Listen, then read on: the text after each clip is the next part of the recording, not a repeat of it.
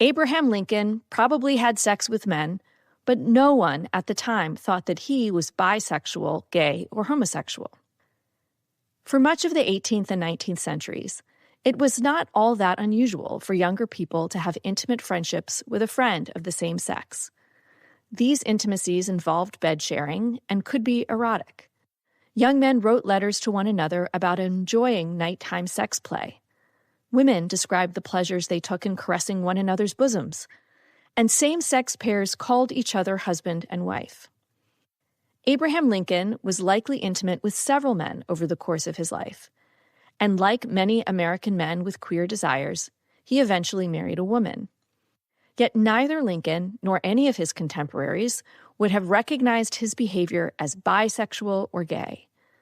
For one thing, those words did not exist in the mid-1800s, and there was no comparable synonym either. But more to the point, sexual identity itself was not yet understood nor seen as part of a person's identity. In a culture without sexual identities, it seems to have been easier for people to express what we might today call queer desires.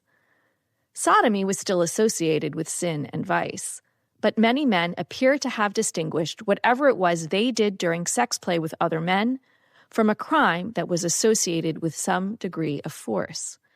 And the fact that sex remained largely defined as an act of penetration by a penis meant that women had little to fear in terms of prosecution for their erotic intimacies with other women. Sex and pregnancy outside of marriage were far more damaging to a woman's reputation than any perceived queerness.